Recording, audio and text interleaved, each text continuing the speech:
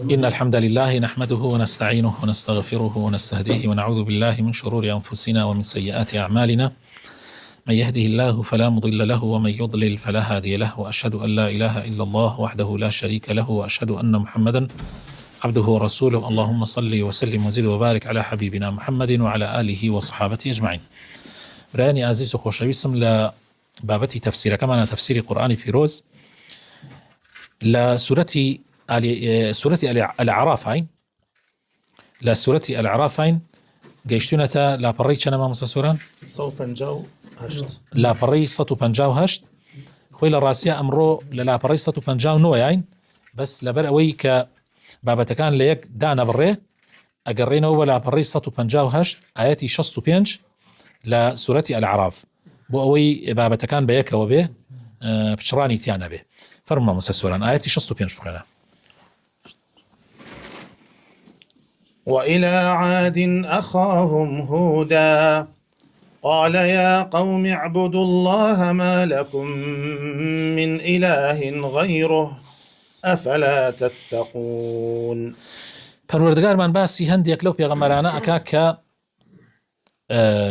کردوونی بە پێغەمبەر و ناردوونی بۆ لای قەومەکانیان. یەکێک لەوانەی کە لێرەوە باسێکا خوای پەروەردگار باسی قومی عادەکە.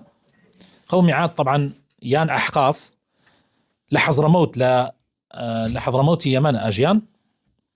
خوای تەعالا پێغەمبەرێکی بۆ ناردن ناوی پێغەمبەر هود بوو. پێی فەرموون ئەی قەومەکەم، طبعا پێغەمبەرەکە لە خۆیان بوو بۆیە ئەفەرمی ئەخاهم هودا. قال يا قوم اعبدوا الله ما لكم من إله غيره. فەرمووی ئەی قەومەکەم پێویستە ئێوە تەنها خودای پەروەردگار بپەرستن و بەندایەتی تەنها بۆ خوددا بکەن، جگە لە خوددا هیچ پەروەردگارێکی هیچ پەرستراوێکی تر نییە شایستەی پەرستن بێ. ئەوانەی کە خەڵق ئەیان پەرستن و کردوونیان بەخوا هیچیان خوا نین، خوای حەقیقی کە مستحقی پەرستن و عیبادەتە تەنها ئەڵڵایە و ڕەب العالەمینە. ئەفەلا تەتەقون، ئایا ئیتر دەست ناکەن بە جێبەجێکردنی فەرمانەکانی خوا و خۆتان لە نافەرمانەکانی بپارێزن، تەقوای خوا بکەن؟ قال الملأ الذين كفروا من قومه إنا لنراك في سفاهة وإنا لنظنك من الكاذبين. دەسڵاتدار و سەرکردەکانیان کە سەناودارەکانیان کە خوای تەعالا لە قورئانە زۆر جار بە مەلە ناویانە بە، زۆر جار لە هەموو قەومێکە کاربەدەست و دەوڵەمەند و دەسڵاتدارەکان دژایەتی پەیامی خواکەن، چونکە لەگەڵ مەسلحەت و بەرژەوەندی ئەوانە ناگونجی. بۆیە یەکسەر ئەوان هاتنە جواو وتیان قال الملأ الذين كفروا من قومه، ئەو کاربەدەست و دەسڵاتدارانەی کە باوەڕیان نەکرد بە پێغەمبەرەکەیان لە قەومەکەی هود عليه السلام وتیان ئینا لەنەڕاکە فی سەفاهە، ئێمە وا ئازانین تۆ کەسێکی گومڕا و گێلی، کەسێکی کەم عەقڵی، و ئینا لەنەظنک من الکاذبین، و ئێمە گومانی ئەوەت پێ ئەبەین کە تۆ یەکێک بی لە درۆزنان، تۆ پێغەمبەری خوا نیت. قال يا قوم ليس بي سفاهة ولكني رسول من رب العالمين. هودی پێغەمبەر سەڵات و سەلامی خوای لەسەر بێ فەرمووی ئەی قەومی خۆم، یعنی ئەی قەومەکەم. سەیکە سوبحان الله، پێغەمبەران هەرگیز پێغەمبەران خائین نین، هەرگیز پێغەمبەران نە خائینن نەدەستیان لە خیانەتە هەیە، و هەر کەسێکی شوێن کەوتوی پێغەمبەریش بێ، هەر پێغەمبەرێک لە پێغەمبەران و من ضمنهم محمد المصطفى قەت خیانەت نابێت لە وەتەن و لە نیشتمان و لە قەومی خۆی بکە. زۆر گرنگە ئەم خاڵە لە پەیامی پێغەمبەرانە بیخوێنینەوە. قال يا قومی، ئەی قەومەکەی خۆم، ئەی نەتەوەکەم، ئەی گەلەکەم، من کەسێکی گێل و کەم عەقڵ نیم، بەڵکو من پێغەمبەری پەروەردگاری هەموو جیهانیانم بۆ لای ئێوە خوای پەروەردگار ناردوونی. أبلغكم رسالات ربي وأنا لكم ناصح أمين.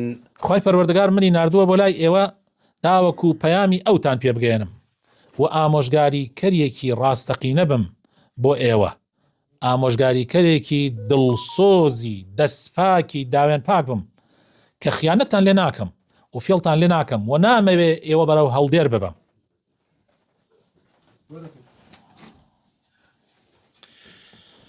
أو عجبتم أن جاءكم ذكر من ربكم على رجل منكم لينذركم واذكروا إذ جعلكم خلفاء من بعد قوم نوح وزادكم في الخلق بسطة فاذكروا آلاء الله لعلكم تفلحون. پێتان سەیرە یان بە دوور ێزانن کە خوای پەروەردگار کەسێک لە خۆتان کە پێغەمبەر هوودە کەسێک لە خۆتان بنێرێ تاوەکو بێدارتان کاتەوە تاوەکو وریاتان کاتەوە. ئینذار یعنی بێدارکردنەوە، یعنی وریابە، یعنی فریای خۆت بکەوە تۆ لەسەر هەڵەی. وەذکوڕوا و یادی ئەو نیعمەتانەی خوای پەروەردگار بکەن بەسەرتانەوە ئیذ جەعەلەکم خولەفاء من بعد قوم نوح. خوای تەعالا ئێوەی کرد بە جێنشین لەسەر ڕووی زەویە دوای قەومی نوح کە ئەوانی لەناو برد ئێوەی کردە جێنشین لەسەر زەویە. دەی سەرپێچی مەکەن وەکو ئەوان چۆن سەرپێچیان کرد و خوای گەورە لە ناویانی برد. و خوای تەعالا جگە لەوەش نیعمەت و بەهرەی زۆری بە ئێوە بەخشیوە، بۆ نمونە جسمی گەورە و بەهێزی بە ئێوە بەخشیوە. وزادەکم فی الخەلقی بەسطە، لە خەڵق و لە تواناییەکی زۆر باشتان هەیە، باڵابەرزن، درێژن، بە توانان، بەهێزن. فەذکوڕوا ئالاء الله، دەی سوپاسی ئەو نیعمەتانەی خوای پەروەردگارکەن بەسەرتانەوە لعلکم تفلحون، بەڵکو سەرفراز بن لە دنیا و لە دوار ڕۆژیشە. قالوا أجئتنا لنعبد الله وحده ونذر ما كان يعبد آباؤنا فأتنا بما تعدنا إن كنت من الصادقين. سیر پەیامی پێغەمبەران چەند عەجیبە و سیر وەڵامی خەڵکانێکی ناڕێک و ناپێک چۆنە. ئەو بەو زوانە شیرینە و بەو دڵسۆزیە نەسیحەت و ئامۆژگاریانە کە بەڵام ئەمان وەڵامیان چۆن دایەوە. قالوا أجئتنا لنعبد الله وحده ونذر ما كان يعبد آباؤنا. تۆ هاتووی ئەتەوێ ئێمە بە تاک و تەنیا داوا لە خوا بکەین و خوا بپەرستین و بەندایەتی تەنها بۆ ئەڵڵا بکەین و واز بێنین لەو خوایانەی کە چەندین ساڵە و چەندەها ساڵە باباپیرانمان ئەیان پەرستن و بەندایەتیان بۆکەن. دەی کەوابوو ئێمە باوەڕ بە تۆ ناکەین. فەئتینا بما تعیدنا، ئەوەی کە وعدمان پێدەیت و هەڕەشەمان لێەکەی بابێت بیهێنە. چی ئەهێنی؟ عەزاب خوا نایەنی، ناڵی خوا سزاتانەدا، بیهێنە سزاکەی خوای پەروەردگار کە تۆ ئەڵێ ئین كنت من الصادق، ئەگەر تۆ ڕاستەکەی، بەڵام ئێمە باوەڕت پێ ناکەین کە تۆ ڕاستکەی. خوا پەناماند. قال قد وقع عليكم من ربكم رجس وغضب أتجادلونني في أسماء سميتموها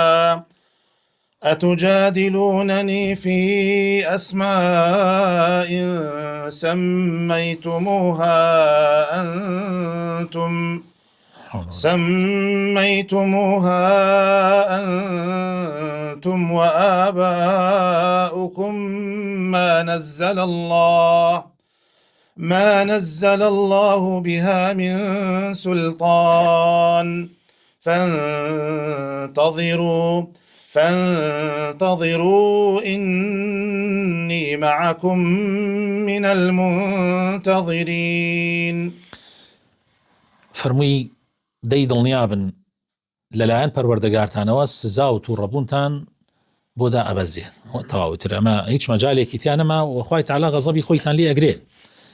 ئەتوجادلوننی في أسماء سميتموها أنتم وآباءكم، ئایا ئێوە مشتمڕ و دەمەقاڵێ لەگەڵ منا ئەکەن دەربارەی چەند ناوێک کە خۆتان ناوتان لێناوە و کردوون ناوتان لێناوە تەنە ئەمانە خوان و ئەیان پەرستن.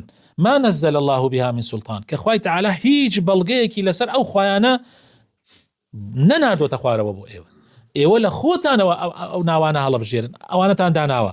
فانتظروا، دەی چاوەڕێی سزای خوای پەروەردگار بکەن، منیش لەگەڵ ئێوەیە چاوەڕێم، بزان خوای تەعالا چۆن سزاتان ئەدا طبعا ئەمەش هەڕەشەیەکی زۆر سەختە، ئەمە ئیتر کۆتایی هەڕەشەکانە خی تەعالا هەڕەشیان لێدا.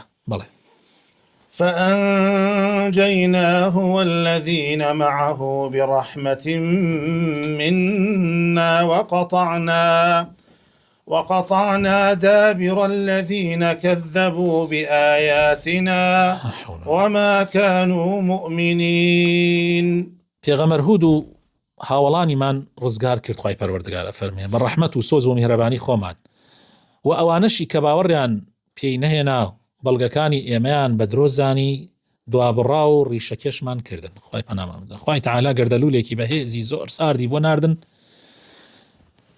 ماوەی چەند ڕۆژێک ئەو گەردەلوولە 7 شەو و 7 ڕۆژ ئەو گەردەلوولە هات و ئەچوو هیچیانی نێڵا بە ساغی، هەموویانی لەناو برد، هەموویانی کوشت. وما كانوا مؤمنين و ئەوانە هەرگیز باوەڕدار نەبوون، بۆیە خوای پەروەردگار لە ناوی بردن.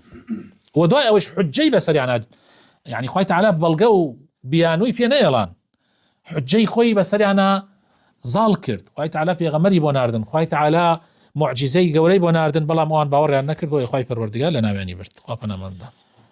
وإلى ثمود أخاهم صالحا قال يا قوم اعبدوا الله ما لكم من إله غيره قد جاءتكم بينة من ربكم هذه ناقة الله لكم آية فذروها تأكل في أرض الله ولا تمسوها بسوء فيأخذكم عذاب أليم. ئەمجا خوای تەعالا باسی پێغەمبەرێکی تر و قەومێکی ترەکە کە ئەویش قەومی ثەمودە، قەومی صالح عليه السلام. خوای تەعالا پێغەمبەرێکی بۆ ناردن لە خۆیان کە صالح بوو. ئەم قەومە لە دوای قەومی عاد خوای پەروەردگار پێغەمبەری بۆ ناردن. لەکوێ نشتەجێبوون؟ لە حیجر، لە بینی تەبوک و لە بینی مەدینەی ئێستەیە کە مەدینەی پێغەمبەرە صلی الله عليه وسلم. خوای پەروەردگار ئەو پێغەمبەرەی بۆ ناردن، هەمان داوای لێکردن، هەمان شێوە فەرمووی یا قەوم اعبدوا الله ما لكم من إله غيره. ئەی قەومەکەم بەندایەتی و پەرستش تەنها بۆ خوای پەروەردگار بکەن و هەر ئەو بە خودا بزانن، هاوار و داواکانتان هەر بۆ لای ئەو بێ، جگە لە ئەو هیچ خوایەکی تر، هیچ پەرستراوێکی تر نییە شایستەی پەرستن بێ. قد جاءكم بينة من ربكم، ئەوە لەلایەن خوایشەوە معجزە و بەیینەی ئاشکرا و ڕوونتان بۆ هات لەلایەن پەروەردگارەوە کە بریتی بوو لە طبعا ئەوان خۆیان داوایان کرد، وتیان ئێمە چۆن بزانین تۆ پێغەمبەری؟ بەڵگە و نیشانەیەکمان پێ پیشاندا. وتی داوای چی بەڵگەیەکتان پێ پیشاندم؟ خۆتان بیڵێن تا منیش داوا بکەم لە خوای تەعالا ئەو شتتان پێ بدە، ئەو معجزەیەتان پێ پیشان بدە. وتیان ئەلەم تاوێرە بەردێکی زۆر گەورەی ڕق هەبوو، تاوێرێکی ڕق. وتیان ئەلەم تاوێرە ئێمە حشتێکمان بۆ دەرگێنێەوە. یعنی ویستەر وەکو چۆن بڵێ شتی داوای شتێ لێ بکەن کە مستحیلات بێ. خوای طبعا پێغەمبەر صالح داوای لە خوای پەروەردگار کرد و پاڕایەوە لە خوای پەروەردگار، فەرمووی خوای ئەمان داوای معجزە ئەکەن و خۆتیش ئاگاداری معجزەیان بۆ دەربێنە. خوای پەروەردگار لەو بەردە ڕقە، ئەو تاوێرە ڕقە گەورەیە لەت بوو و شتێکی لێوە دەرچوو. خوای تەعالا فەرمووی هذه ناقة الله، ئەمە وشترەکەیە کە ناقة الله یعنی معجزەیەکە لە معجزاتەکانی خوای پەروەردگار، ئاەتێکی خوایە لەکم ئاە، بۆ ئێوەش ببێ بە ئاەت و معجزەیەک و بەڵگەیەک. فذروها تأكل في أرض الله، مجالی بدەن با لەسەر زەویا بە ئیسراحەتی خۆی بلەوەڕێ، ڕێگری لێ مەکەن. ولا تمسوها بسوء، هەرگیز دەستی پێوە مەدەن، هەرگیز عەزیەتی مەدەن. فيأخذكم عذاب أليم، دوای خوای پەروەردگار سزایەکی زۆر گەورە و بە ئازارتان بەسەرا دا ئەبەزێنێ. واذكروا إذ جعلكم خلفاء من بعد عاد وبوأكم في الأرض تتخذون من سهولها قصورا وتنحتون الجبال بيوتا فاذكروا آلاء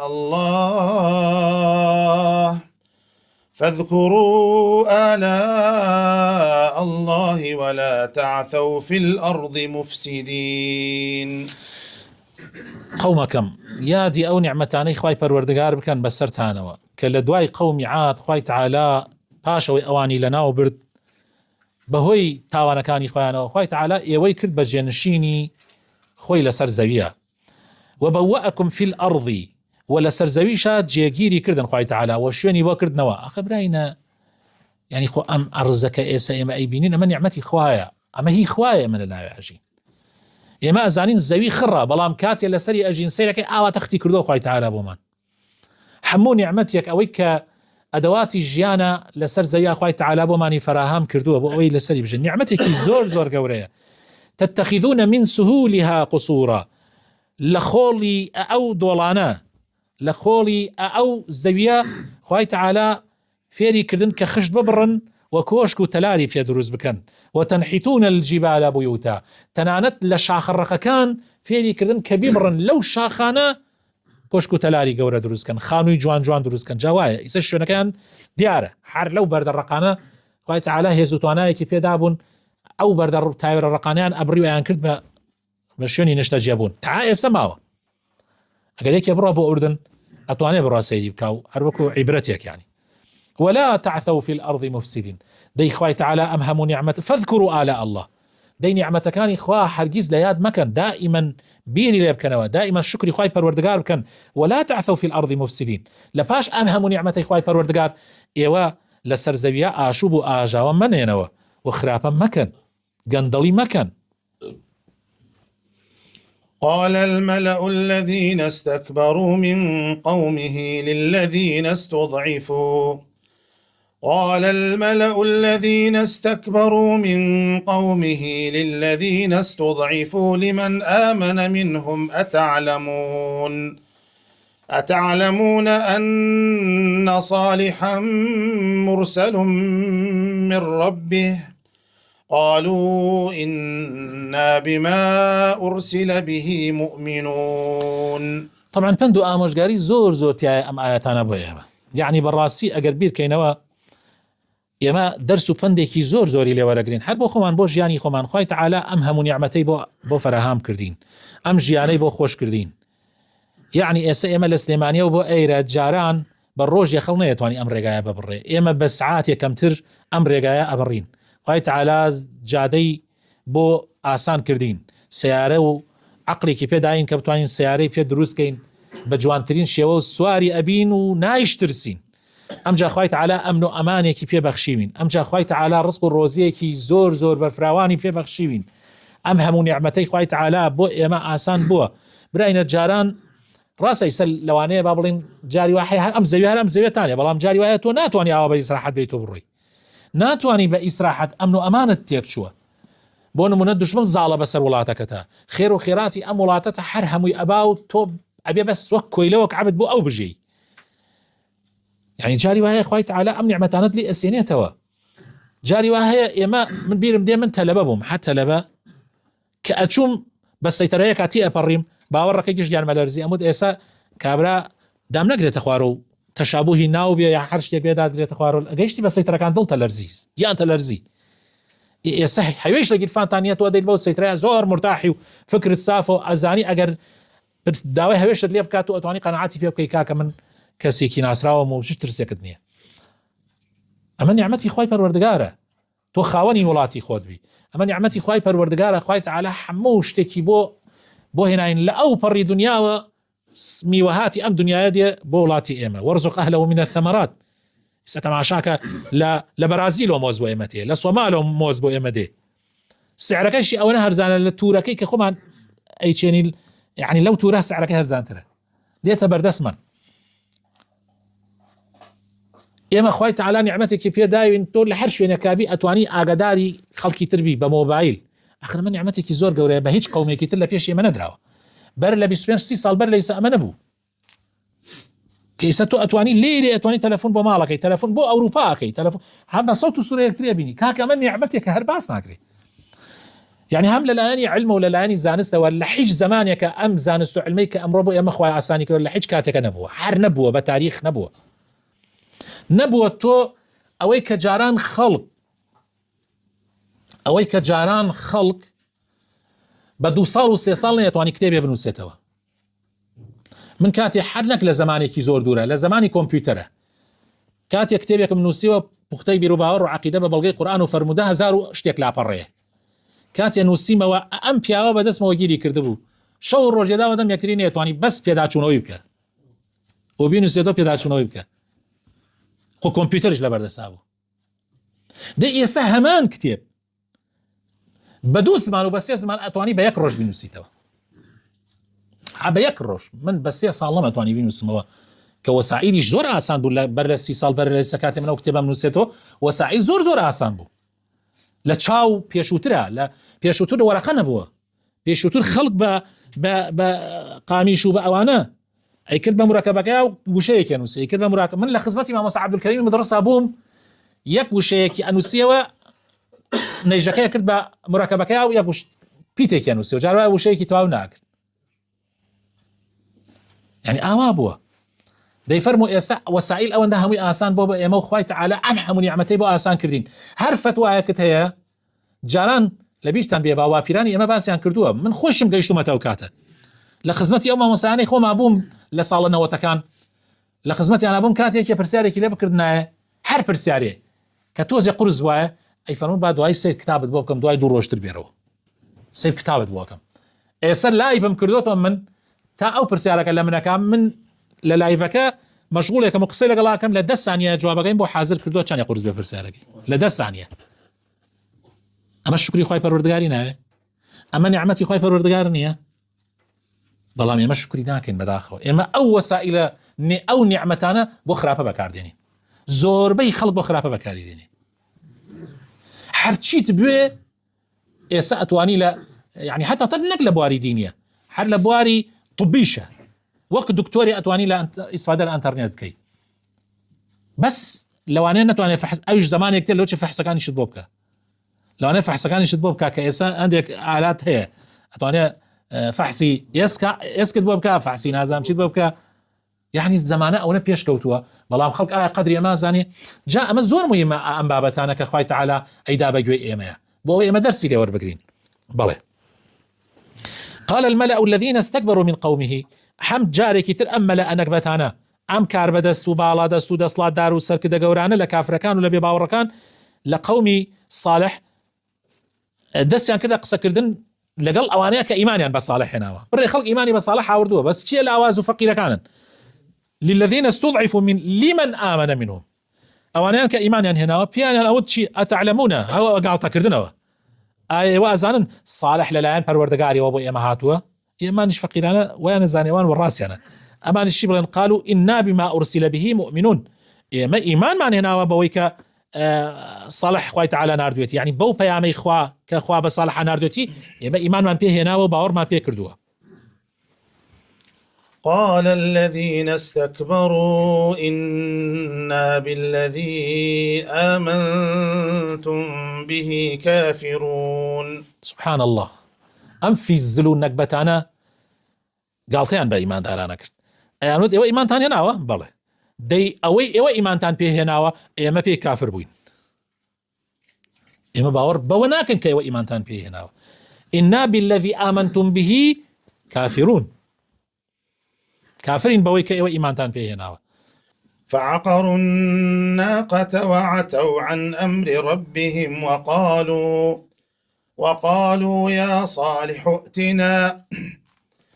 فعقروا الناقة وعتوا عن أمر ربهم وقالوا يا صالح ائتنا بما تعدنا. وقالوا يا صالح ائتنا بما تعدنا إن كنت من المرسلين. سەرکەشیەکان لە سنوورێکانەوە سبحان الله تەنها ئەوە نەبوو گاڵتە بە پێغەمبەرەکە بکەن، بەڵکو پێغەمبەرەکە نەیفەرموو کاتێ معجزەکەیان بۆ دەرچوو فەرمووی ئەم حوشترە بپارێزن، ئەوان دەستی بۆ مەبەن بە خراپەوە، ئەوان ڕۆشتن حوشترەکان سەر بڕی. فعقروا الناقة ذبحوا الناقة سبحان الله، ڕۆشتن سەریان بڕی. خۆ طبعا كاتي خوای تعالى فرمي فعقروا الناقة يك سري بري، طبعا قداري كري سالف سري بري، بەڵام خوای تعالى ئیداتە پاڵی هەر هەمویان لەبەرەوەی ئەوانیش هانیان ئەدا و نەڕۆیشتن دەستی بگرن. وعتوا عن أمر ربهم، سەرکەشیان کرد خۆیان بە گەورە زانی لە فەرمانەکانی خوای پەروەردگار. وقالوا وتیان ئەی صالح وقالوا يا صالح، وتيان أي صالح ائتنا بما تعدنا، أويك وعد من بيديك عليه الرشاء ديت عليه وأبي بابيت إن كنت من المرسلين، أجر تراسك في غمري بعذابك إخوابي. يا سبحان الله. فأخذتهم الرجفة فأصبحوا في دارهم جاثمين. سبحان الله. خواهی پروردگار سزاکەی بەچی دان؟ بەوەی کە تووشی بوومە لەرزەیەک بوون لە ژێریانەوە، پاشان دەنگێکی زۆر تیژ لەسەرەوە کە دڵی بڕین، هەر دڵیان یەبڕی لە ترسە. فأخذتهم الرجفة يعني الزلزلة فأصبحوا في دارهم جاثمين. لناو شنو مالكاني خويانا سبحان الله نوسان بەزەویەوە لەسەر ئەژنە و لەسەر دەم و چاویان جوڵیان نەما و حەموویان مردن. فتولى عنهم وقال يا قوم لقد أبلغتكم رسالة ربي ونصحت لكم ولكن لا تحبون الناصحين. دوای ئەوەی کە بێ ئومێد بوو لیان پێغەمبەر صالح پشتی تێکردن و بەجێ هێشتن. حول ولا قوة إلا بالله. وقال يا قوم، فرمي قومكم لقد أبلغتكم رسالة ربي، أو من بيامي خواهی پەروەردگارم پێگەیاندن، ونصحت لكم ئەوەی لە توانامە هەبێ ئامۆژگاری چاکم کردن، بەڵام ولكن لا تحبون الناصحين، بەڵام ئێوە خۆشتان بە ئامۆژگاری کەرانە نایەتەوە. ئەمان دێ لە زانایان ئەڵێن پێش ئەوەی بە عەزابەکە دابەزی ئەمەی فەرموو، هەندێکیان ئەفەرمن دوای ئەوەی عەزابەکە بەسەریانە هات پشتی تێکردن و ئاوای پێفەرمون، وەکو چۆن پێغەمبەری خۆمان صلی الله علیه وسلم لە دوای بەدر کاتێک کە کوژراوەکانی بەدر ڕۆیشتە سەر قەبرەکان و فەرمووی پێتانم ڕانەگەیان، نەموت پێتان چیتان بەسەرادێ، ئەبوو جەهل، ئومەیەی کوڕی خەلەف. خوای پەروەردگار بۆ خاتر ناوە جوانەکانی خۆی ڕەحمان پێ بکا و هیدایەتمان بدا، دامەزراومان بکە. یا ربی خوایە لێمانی قبول بکەی، یا ربی خوایە لەو کەسانە بین کە وەڵامی پەیامی پێغەمبەران بە جوانی و بەڕێک و پێکی ئەدەنەوە. وصلى اللهم وبارك على حبيبنا محمد وعلى آله وصحبه أجمعين.